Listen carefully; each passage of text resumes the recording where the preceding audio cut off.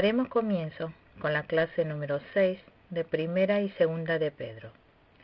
Estudiaremos a partir de Primera de Pedro, capítulo 4, versículo 7. Leamos el versículo 7. Mas el fin de todas las cosas se acerca. Sed pues sobrios y velad en oración. Los versículos 7 al 11 habla de la vida de los fieles para los últimos tiempos. Dijo, mas el fin de todas las cosas se acerca. Aquí el fin de todas las cosas se refiere al fin del mundo. Así que nosotros estamos dirigiéndonos hacia el fin de todas las cosas. Debemos saber que nosotros estamos viviendo los últimos tiempos. Los versículos 7 al 11 son palabras muy importantes que los fieles deben saber para vivir los últimos tiempos. Yo he recibido mucha gracia con estas palabras y me gustaría compartirlas con ustedes.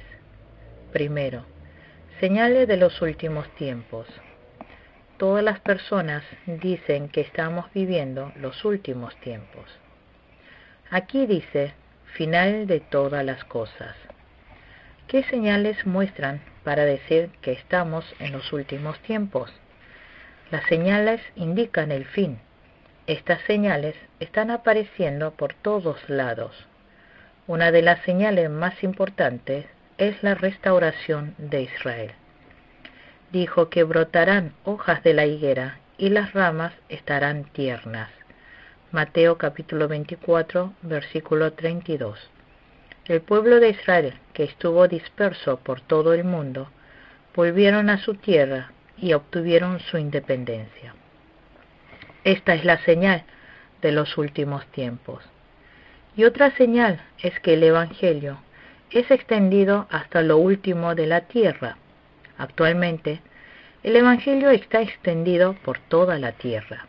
Obviamente, hay lugares que todavía no han podido entrar el Evangelio, pero en general ha entrado por todos lados. Dijo que antes de que viniera el fin del mundo, el Evangelio estaría extendido por todo el mundo. Esta señal está cumpliendo actualmente.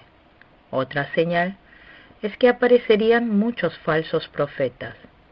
Mateo capítulo 24, versículo 5. Los discípulos preguntaron a Jesús, ¿qué señales aparecerán en los últimos tiempos? Y Jesús dijo, cuídense de los engaños. Mateo capítulo 24, versículo 23 y 24. Dijo que muchas personas caerían en los engaños.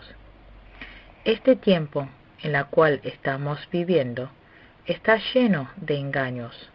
Hay muchos que también dicen ser Cristo, falsos maestros que enseñan erróneamente la palabra bíblica. Así que, viendo la aparición de falsos profetas, debemos darnos cuenta de que estamos en los últimos tiempos. Estos falsos profetas corrompen las iglesias. Otra señal es que el amor se entibiaría. Mateo capítulo 24, versículo 12. Y por haberse multiplicado la maldad, el amor de muchos se enfriará. Realmente, en los últimos tiempos, el amor se iría enfriando. La gente se vuelve cada vez más malos, y al no querer salir perdiendo ante los malos, se va enfriando el amor. Y como hay que discernir a los falsos profetas, el amor se va enfriando. Pero como fieles de los últimos tiempos, el amor no tiene que entibiarse. Más allá de que el mundo en el cual estemos viviendo se vuelva más malo y haya muchos engaños de falsos profetas, tenemos que discernir mejor para no caer en esos engaños y seguir amando más todavía. Otra señal de los últimos tiempos es que todo se volverá más veloces. Daniel capítulo 12, versículo 4. Los viajes hoy en día se han vuelto muy veloces. los trenes son más veloces, los aviones, hasta la gente andan más rápido. Hay cosas buenas en cuanto al volverse todo muy rápidos, pero todo esto indica que son señales de los últimos tiempos. Si vemos en Mateo capítulo 24, versículo 7, se levantarán nación contra nación y reino contra reino, y habrá pestes y hambres y terremotos en distintos lugares. Actualmente, vemos que hay muchos terremotos y hambres por todos lados. Todo esto indica que son señales de los últimos tiempos. Nosotros, viendo todas estas señales, debemos saber que estamos en los últimos tiempos y prepararnos para la llegada. Segundo punto, preparación para los últimos tiempos. Hay que estar muy despiertos. Leamos el versículo 7. Mas el fin de todas las cosas se acerca. Sed pues sobrios y velad en oración. Significa mantener la mente despejada. Significa que estén atentos. ¿Qué significa que tenga que estar atentos? Significa que tiene que estar despierto espiritualmente. Si no puede estar despierto espiritualmente y se queda dormitando, significa que no está despierto. Los que están despiertos son los que están con las mentes despejadas y deben saber que estamos en los últimos tiempos. Los que no están atentos con la mente despejada no pueden discernir esta generación. Viven embriagados de este mundo, pero los que están con las mentes despejadas pueden discernir esta generación. Estamos en los últimos tiempos. Ya estamos en el fin del mundo. Los que piensen así son los que están despiertos, con las mentes despejadas. Hay que estar sobrios, despiertos, cuidando la fe, sabiendo que estamos en los últimos tiempos. La segunda preparación para los últimos tiempos es estar sobrios. Aquí estar sobrios significa que no hay que llevar vida de desenfreno. En los últimos tiempos, todas las cosas son abundantes. Todo se habrá desarrollado. La ciencia está desarrollada, la cultura también, el deporte. Todo está más avanzado y abundante. Como está todo más abundante, es más fácil de caer en libertinaje.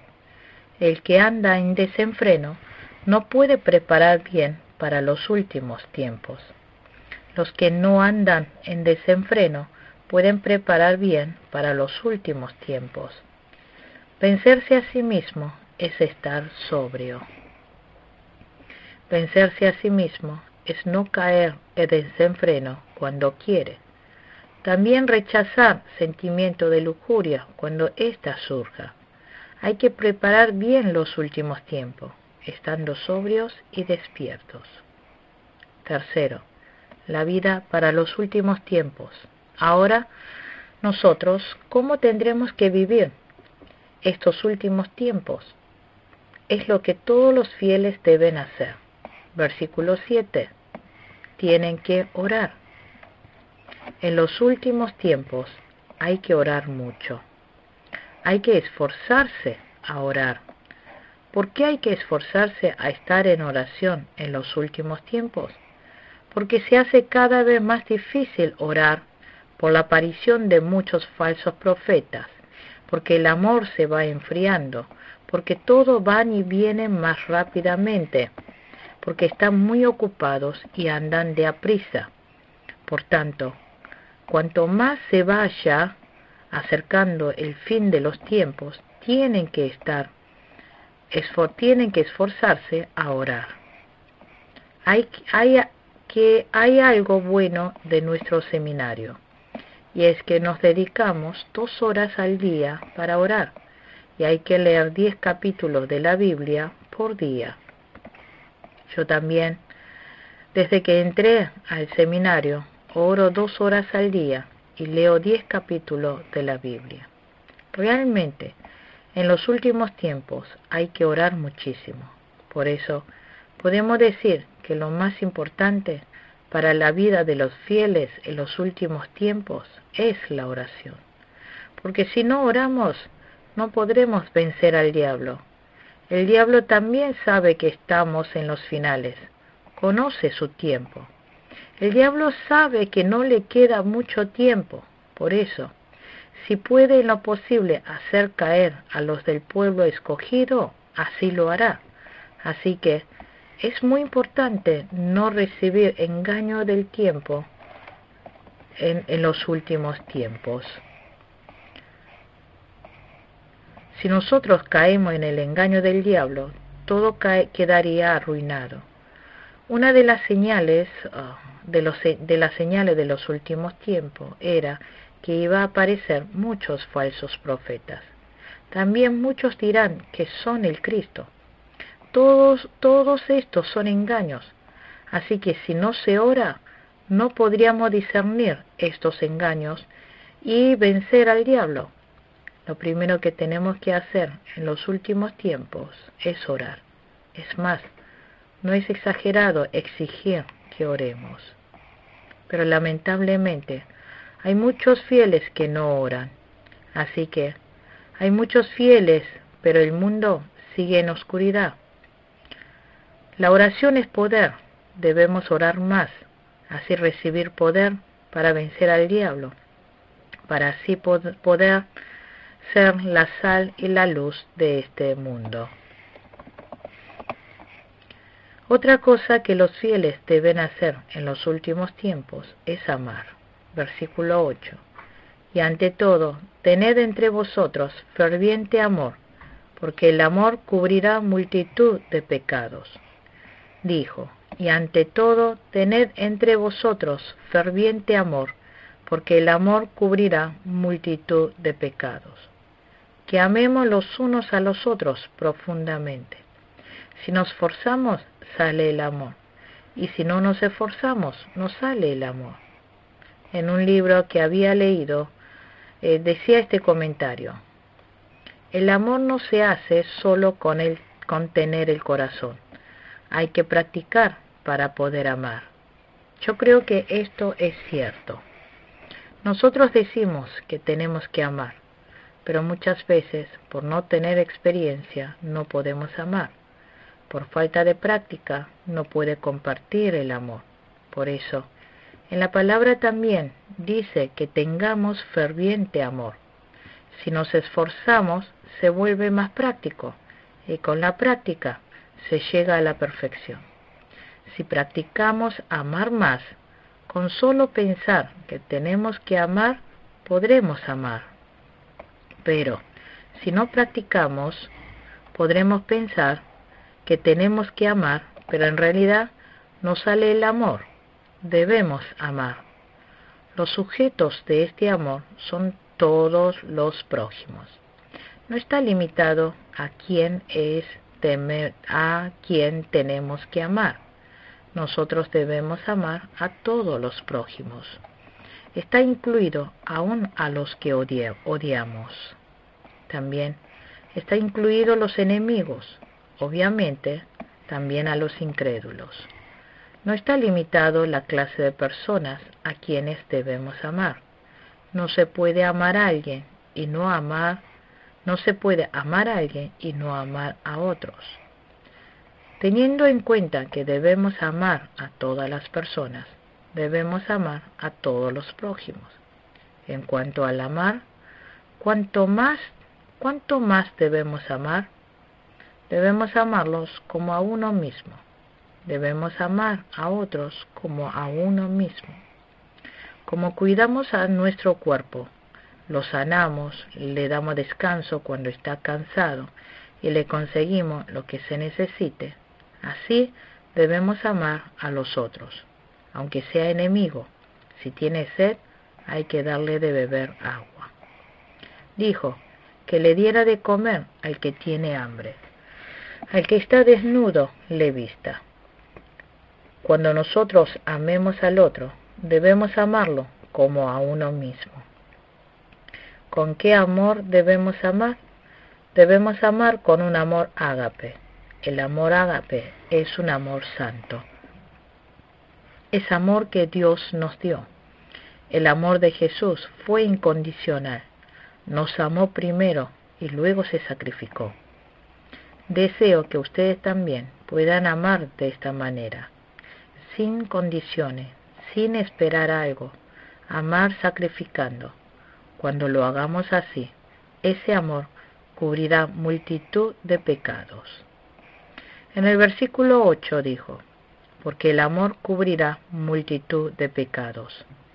Es prueba de falta de amor cuando vemos la falla de la otra persona.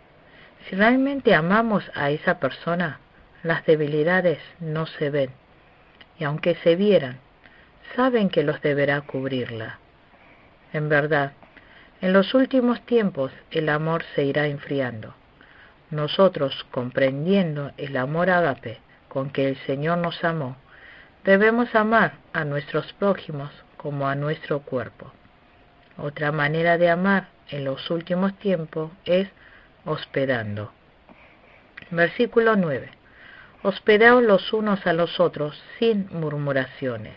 Dijo, hospedaos los unos a los otros sin murmuraciones.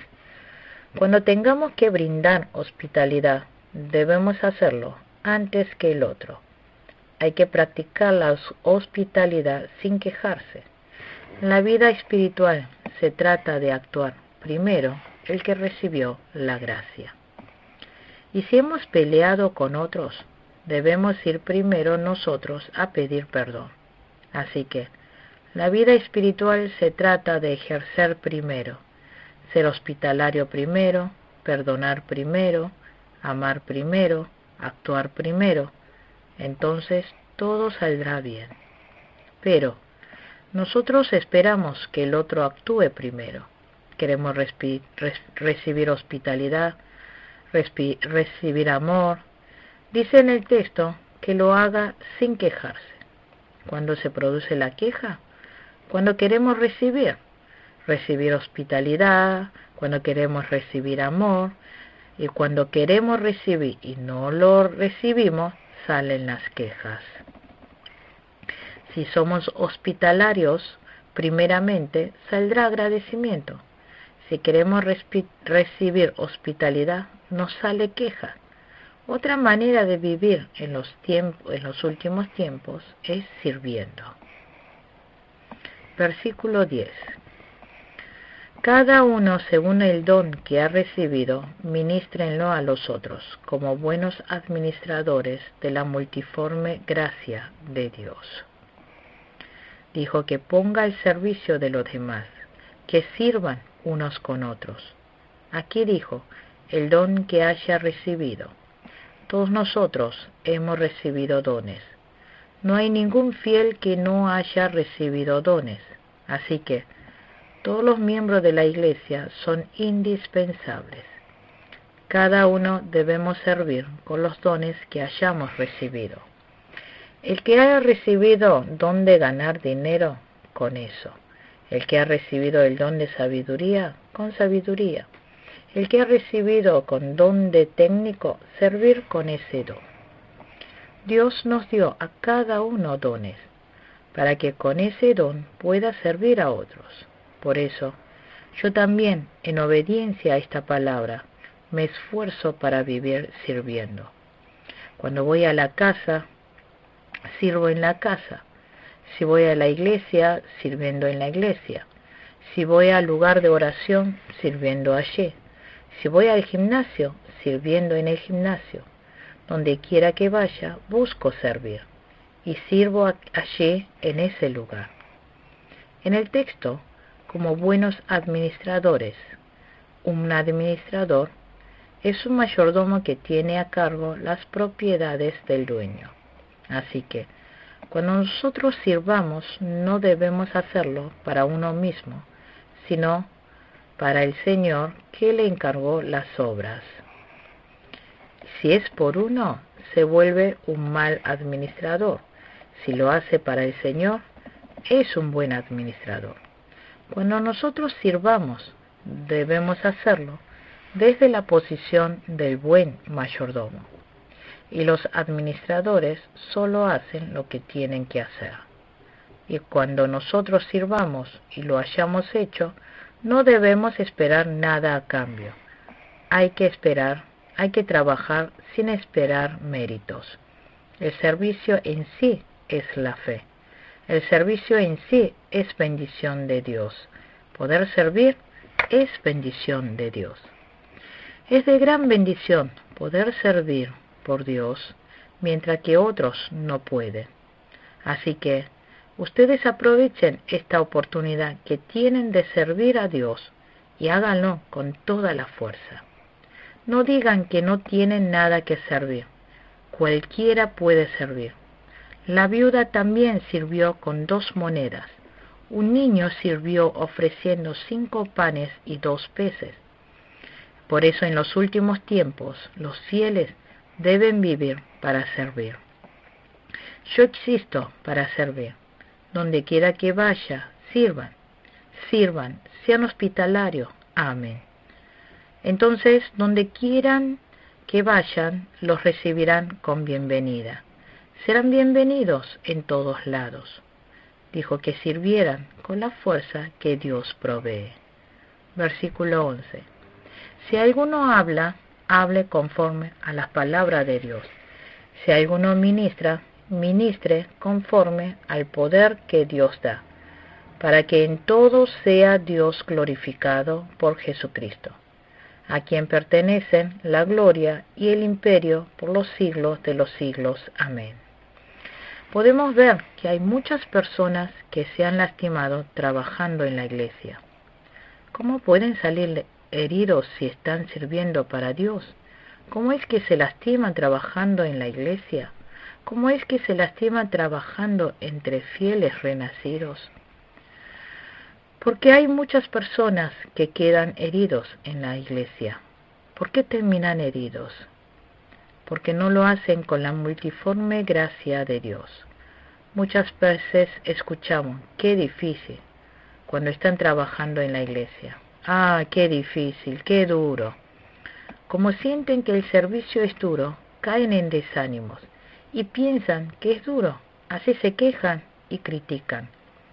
Pero si lo hacen con la fortaleza que viene de la gracia de Dios, no es tan difícil. Entonces, ¿cómo es servir con la fuerza de la multiforme gracia de Dios? Cuando servimos, tenemos que hacerlo con la idea de que Dios nos encargó hacerlo. Digamos que estoy trabajando en el servicio de limpieza del auto de la iglesia. Debemos trabajar orando así.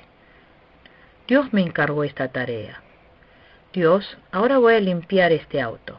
Dame fuerza para hacerlo bien. Y dedicar a limpiarlo con todo el esfuerzo. Y después de haber terminado de lavar el auto, oro diciendo, Dios, por la fuerza que me diste, pude limpiarlo bien. Gracias por haberme usado. Entonces, nosotros no sentiremos cansancio y trabajaremos con fuerza. Y después de haber servido, agradeceremos a Dios. Algunas personas quedan heridos sirviendo en la iglesia y se van de la iglesia. Esas personas quedaron heridos porque quisieron hacerlo con su fuerza y no con la fuerza de Dios. Tampoco puede recibir reconocimiento de todas las personas.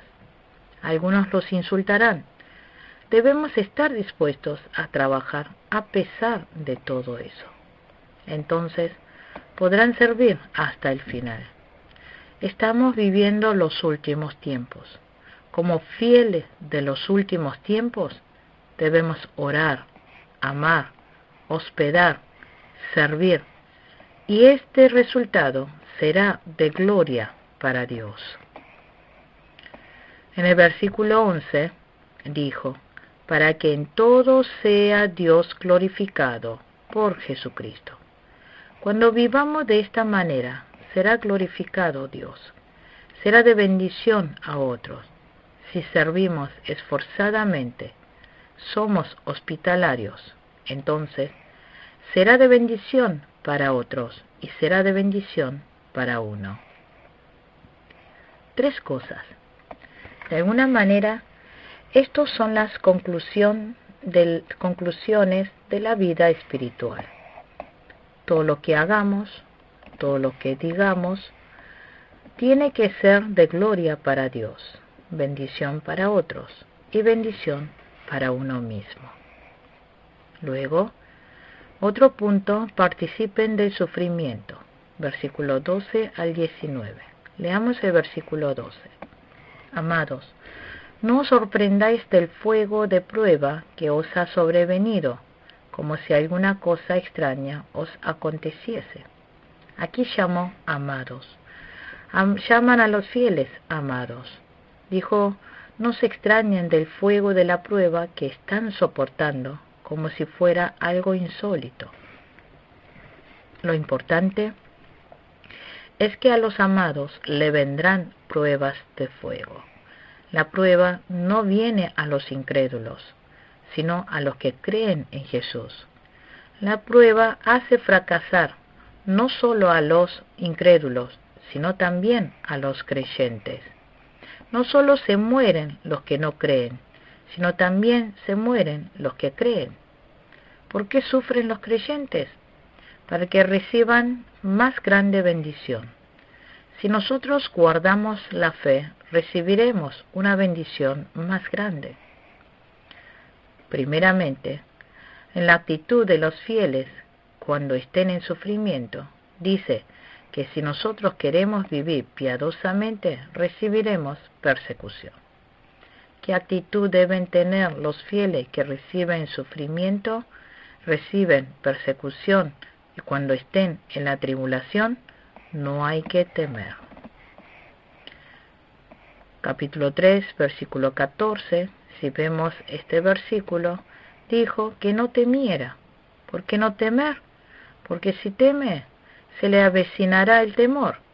Si piensan que vendrán gran sufrimiento, le vendrá gran sufrimiento.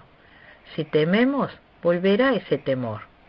Así que, cuando estemos padeciendo, no debemos tener temor. Somos de preocuparnos cuando vienen las dificultades. Pero Dios nos dijo que no nos angustiemos. Así que, no hay que angustiarse. Pero aún así, hay muchas personas que siguen preocupándose. Entonces, el problema no es que se haya presentado gran problema, sino angustiarse, tener temor. Ese es el problema. Aunque sea un gran problema o padecer sufrimiento, no hay que angustiarse ni tener temor. Si nos encargamos al Señor y confiamos en Dios, podremos vencer todo sufrimiento. También dijo que no le extrañe, que no se extrañe diciendo, ¿por qué Dios me prueba? ¿Me odia? ¿No me ama? Esto no es una postura correcta de los fieles. Cuando esté padeciendo sufrimiento, la actitud del fiel es no avergonzarse. Aquí en el texto dice, no se avergüence. Leamos el versículo 16. Pero si alguno padece como cristiano, no se avergüence, sino glorifique a Dios por ello. ¿Por qué dijo que no se avergonzara? Porque al que quiera vivir piadosamente, le sobrevendrá sufrimiento. Es decir, si hay sufrimiento, tribulación y pruebas, significa que es prueba de que está viviendo piadosamente como un buen cristiano.